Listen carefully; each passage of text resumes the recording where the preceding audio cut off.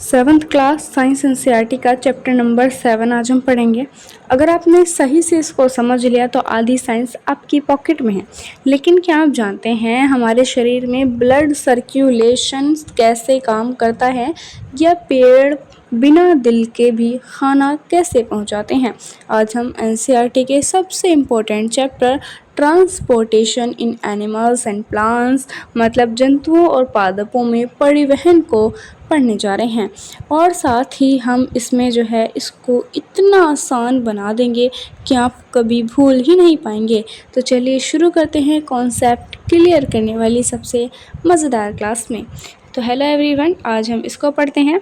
सजीवों में भोजन, जल, ऑक्सीजन और अपशिष्ट पदार्थों के परिवहन की विस्तृत प्रक्रिया को आज हम इस चैप्टर के अंदर जानेंगे कि किस तरीके से जो भोजन होता है, जल होता है, ऑक्सीजन होता है, अपशिष्ट पदार्थ मतलब जो ख़राब पदार्थ होते हैं वो किस तरीके से उनका परिवहन हो जाता है, किस तरीके से वो निकल जाते हैं, इन सब की चर्चा आज हम करेंगे।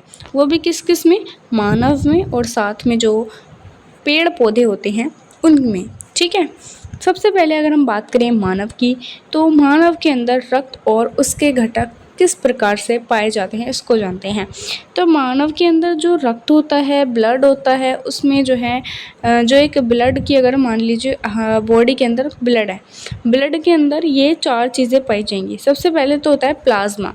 प्लाज्मा जो कि एक तरल भाग यानी कि फ्लूइड पार्ट होता है इसका, इसी के अंदर यानी कि जो भी ये ब्लड होता है इसी में जो है लाल रक्त कोशिकाएं यानी कि रेड ब्लड सेल्स, जिनको कि आरबीसी भी बोलते हैं, ये पाई जाती हैं। और ये जो रेड ब्लड सेल्स होती हैं इसमें हीमोग्लोबिन के कारण ये लाल होती हैं।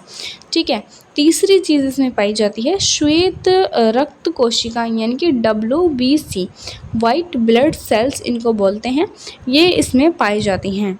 इसके अलावा जो एक इसमें हिस्सा होता है वो होता है पट्टिकाओं का, जिसको कि इंग्लिश में प्लेटलेट्स बोलते हैं। प्लेटलेट्स के बारे में तो आपने सुना होगा। रक्त का थक्का जमने में ये सहायता करती हैं। इसका मतलब ये है कि अगर मान लीजिए कहीं आपके या फिर किसी भी व्यक्ति के अगर कहीं पर चोट लग जाती है तो उसके अंदर के इस तरीके से आप देखते होंगे कि कुछ टाइम तक तो थोड़ा सा ब्लड खून निकलता है, फिर उसके बाद वो अपना आप रुक जाता है। वो किस लिए? क्योंकि उसके अंदर प्लेटलेट्स की मात्रा है। प्लेटलेट्स जो होती हैं ना वो उसको ब्लड को बॉडी से बाहर नहीं निकलने देती, एकदम थक्का बन के वहाँ पर जम जाती हैं, एकदम जो है थक्का जम जाता है उसका। लेकिन जिन लोगों के अंदर प्लेटलेट्स की कमी होती है, प्लेटलेट्स के अंदर नहीं होती है, तो उनको अगर चोट लगती है तो उनका ब्लड लगातार मतलब बहता रहता है, वो बंद नहीं होता। क्यों? क्योंकि अंदर प्लेटलेट्स की कमी है, वो थक्का नहीं बना पाता उनका ब्लड। ठीक है, इसीलिए। इसके अलावा अगर हम देखें तो रक्त वाहिनियाँ क्या होती हैं, तो इसमें धमनियाँ और शिराएँ यानी कि आर्टरीज और वेनिस पाए जाते हैं। धमनियाँ क्या होती हैं, तो हृदय के अंदर यानी कि जो दिल होता है उसमें ऑक्सीजन समृद्ध रक्त शरीर के विभिन्न अंगों तक ले जाती हैं। कौन? धमनियाँ। धमनियाँ जो होती हैं वो समृद्ध रक्त शरीर के विभिन्न अंगों तक ले जाती हैं। किसको? ऑक्सीजन को। जबकि शिराएँ जो होती हैं वो कार्बन डाइऑक्साइड समृद्ध रक्त शरीर से वापस हृदय में लाती हैं। यानी कि इस तरीके से इन दोनों का एकदम अपोजिशन वाला कार्य होता है। ये जो धमनियाँ हैं वो क्या करती हैं? ऑक्सीजन समृद्ध रक्त शरीर के विभिन्न अंगों तक ले जाती हैं, मतलब जो अलग अलग भाग होंगे बॉडी के वहाँ तक ले जाएंगी। जबकि जो शिराएँ होती हैं वो कार्बन डाइऑक्साइड रक्त शरीर से वापस ले करके आती हैं हृदय की ओर। ठीक है, इन्हीं को जो है रक्तवाहिनियाँ या फिर इन्हीं को जो है धमनियाँ और शिराएँ बोलते हैं। अब हम देखते हैं मानव हृदय के बारे में, यानी कि जो हमारा दिल होता है उसके बारे में।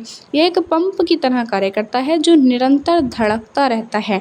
और इसमें जो है एक स्वस्थ व्यक्ति, अगर कोई एक बिल्कुल फिट व्यक्ति है, यानी कि एकदम नॉर्मल अगर कोई पर्सन है, तो उसकी सामान्य हृदय स्पंदन दर विश्राम अवस्था में, यानी कि जब वो एकदम आराम कर रहा होगा या कर रही होगी, तो उनका जो दिल होगा वो 72 से 80 बार प्रति मिनट होती है।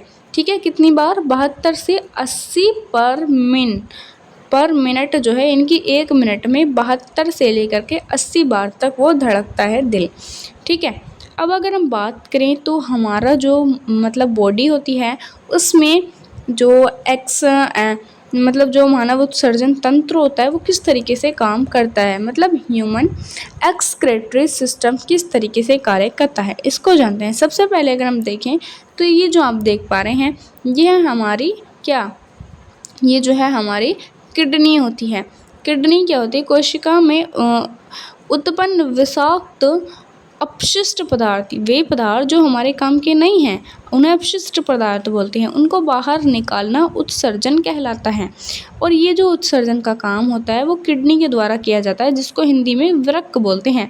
किडनी से क्या करती है, वो फिल्टर कर देती है ब्लड को, ठीक है, फिल्टर ब्लड। किडनी रक्त को छानने का काम करती है और जो अपशिष्ट मूत्र होता है या फिर जो यानी कि जो यूरिन होता है उसको ये अपशिष्ट मूत्र यानी कि यूरिन बनता है इससे, और फिर इसके अलावा मूत्र वाहिनियाँ जो हैं उनके द्वारा ये निकलता है और मूत्राशय और मूत्र मार्ग के द्वारा फिर ये निकल जाता है, यानी कि आकर के जो है मूत्र आशय में इकट्ठा होता है, फिर उसके बाद मूत्र मार्ग से निकल जाता है, यानी कि ब्लैडर में, और उसके बाद जो है यूरेथ्रा में ये निकल जाता है, ठीक है। इसके अलावा अगर हम बात करें कि जो विशेष उत्सर्जन तथ्य है उसके बारे में, तो मछली का उत्सर्जन किस तरीके से होता है, तो मछलियाँ अपना अपशिष्ट अमोनिया के रूप में उत्सर्जित करती हैं। अपोहन डायलिसिस क्या होता है कि जब वृक्क काम ना करे, यानी कि जब किडनी होती है वो काम करना बंद कर देती है, तो रक्त के छनन को यानी कि जो ब्लड है उसको फिल्टर करने के लिए कृत्रिम विधि का उपयोग किया जाता है, और इसी को जो है अपोहन या फिर डायलिसिस कहा जाता है। और इसके द्वारा यहाँ पर फिल्टर करके जब बार बार जो है मतलब जैसे आपने देखा होगा कुछ लोग ऐसे होते हैं जिनका जो ब्लड है वो मतलब उनकी जो किडनी होती है वो फेल हो जाती है, किडनी काम नहीं करती, तो उनके ऊपर जो है मतलब 1 महीने में 15 दिन में इस तरह से जो है उनको उनका जो ब्लड होता है उसको साफ़ किया जाता है, फ़िल्टर किया जाता है, उसको फ़िल्टर करके फिर दोबारा से उसको चढ़ाया जाता है। यानी किस तरह से हम देखते हैं कि ये चीज़ें हमें देखने को मिलती हैं जब उनका किडनी काम करना बंद कर देती हैं। इसके अलावा पादपों में परिवहन किस तरीके से पादपों में परिवहन होता है, तो इसमें 2 शब्द आते हैं, एक होता है जाइलम के रूप में, एक होता है फ्लोएम के रूप में। जाइलम के रूप में क्या होता है कि जो जड़ें होती हैं, मतलब कोई भी अगर पेड़ होगा उसकी जो जड़ें होती हैं उन जड़ों के द्वारा जो उन जड़ों ने जितना भी ज़मीन से जल इकट्ठा करा है या फिर जितने भी जो खनिज पदार्थ होते हैं, जो पोषक तत्व होते हैं ना ज़मीन में, वो जो इकट्ठे किए होते हैं उन जड़ों ने, उनको पूरे पौधे तक यानी कि यहाँ से लेकर के पूरे ऊपर की ओर ये पूरे पौधे तक ये जो है यहाँ तक पहुँचा देती हैं। इसी को जो है क्या बोलते हैं, जाइलम इसको बोलते हैं। लेकिन जब एक चीज़ हमने तो ये देख ली जड़ों के रूप में, लेकिन दूसरी होती है पत्तियों के रूप में, यानी कि जो पत्तियाँ होती हैं, पत्तियों के द्वारा जो मतलब पत्तियाँ जो हैं प्रकाश संश्लेषण से या किस तरीके से जो भोजन बनाती हैं उस भोजन को पौधे में, यानी कि पौधा होगा, जितना भी पौधा होगा उस पौधे तक जो है वो पहुँचा देती हैं। जो भोजन पत्तियों ने बनाया है, जैसे आप जानते होंगे कि जो पेड़ पौधे होते हैं उनका भोजन पत्तियों के द्वारा प्रकाश संश्लेषण की प्रक्रिया से बनता है, यानी कि जो प्रकाश की किरणें आती हैं उनसे।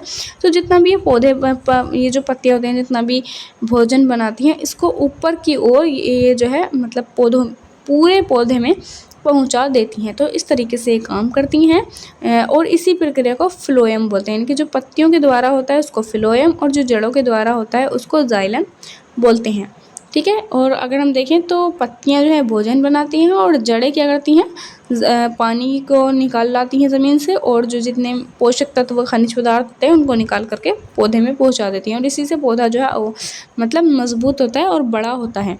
अब सवाल आता है वाष्पोत्सर्जन क्या होता है, यानी कि जो ट्रांसपायरेशन वो क्या होता है। वाष्प उत्सर्जन का मतलब है कि पत्तियों के रंध्रों से जल का वाष्पन होना। देखो जैसे कि एक पत्ती है, पत्ती में ना छोटे छोटे ऐसे करके छेद होते हैं, वो छोटे छोटे से, जैसे आप इसको बड़ा करके देखेंगे ना तो कुछ इस तरीके का दिखाई देगा, ठीक है। तो ये जो छोटे छोटे छेद होते हैं यहाँ से जब, क्योंकि हर पत्ती के अंदर पानी होता है, पानी कहाँ से आया, जड़ से, तो जब इनके अंदर जो पानी होता है वो पानी जो है ना जब इस पर सूर्य का प्रकाश पड़ता है तो फिर वो भाप बन के उड़ना शुरू हो जाता है। तो वो जो पानी भाप बन के उड़ रहा है, इससे निकल करके ऊपर की तरफ उड़ रहा है, तो इसी को वाष्प उत्सर्जन कहते हैं, ठीक है। और ये खिंचाव बल यानी कि सक्शन पल पैदा करता है जो जल को विशाल वृक्षों में अधिक ऊंचाई तक पहुंचाने में मदद करता है। यानी कि इस तरीके से जो है ये काम करता है। अब हम कुछ इम्पोर्टेंट क्वेश्चन को देख लेते हैं जो आपके एग्जाम में आ सकते हैं। क्वेश्चन है रक्त का लाल रंग किस वर्णक की उपस्थिति के कारण होता है? तो ये हीमोग्लोबिन के कारण होता है। रक्त का थक्का जमने में कौन सी कोशिकाएं सहायक होती हैं? तो होती हैं पट्टिकाणु, यानी कि जो प्लेटलेट्स होती हैं, प्लेटलेट्स के माध्यम से बॉडी में मतलब जो थक्का जमता है। पादपों में जल का परिवहन किसके माध्यम से होता है? तो जाइलम के द्वारा। देखो ये इंपॉर्टेंट चीज़ याद रखना कि जल का परिवहन किसके द्वारा पढ़ा था हमने? जाइलम के द्वारा। ठीक है, जल कहाँ से आया? जड़ से, और जड़ क्या करता है काम? जड़ के द्वारा क्या होता है? जाइलम का काम होता है। विश्राम की अवस्था में एक स्वस्थ वयस्क की सामान्य स्पंदन दर क्या होती है? वो होती है 72 से 80 पर मिनट। ठीक है, इसके अलावा नेक्स्ट क्वेश्चन है मछली अपना अपशिष्ट उत्पाद किस रूप में उत्सर्जित करती है? यानी कि किस रूप में वो बाहर निकालती? तो वो अमोनिया के रूप में। नेक्स्ट क्वेश्चन है रक्त के छनन के कृत्रिम विधि को क्या कहा जाता है? तो उसको जो है अपोहन यानी कि डायलिसिस उसको कहा जाता है। यानी कि जब बॉडी में जो ब्लड होता है उसको कृत्रिम विधि से छाना जाता है, यानी कि जो जब मतलब जो किडनी है वो काम करना बंद कर देती है, तब जो है आर्टिफिशियल मेथड के द्वारा ब्लड को फिल्टर किया जाता है, तब उस पूरी प्रक्रिया को डायलिसिस या अपोहन कहते हैं। नेक्स्ट क्वेश्चन है पत्तियों द्वारा निर्मित भोजन का परिवहन किसके द्वारा होता है? तो ये होता है फ्लोएम के द्वारा। अब हम देखते हैं इस पूरे चैप्टर के निष्कर्ष के बारे में। तो एक सुव्यवस्थित परिवहन तंत्र जंतुओं और पादपों दोनों में जीवन को बनाए रखने के लिए अनिवार्य है। तो आज का हमारा जो सेशन है स्टडी सेशन वो होता है कंप्लीट। बाकी ये वीडियो आपको कैसी लगी वो आपने कमेंट बॉक्स में ज़रूर बताना है। मिलते हैं नेक्स्ट वीडियो में। Thank you.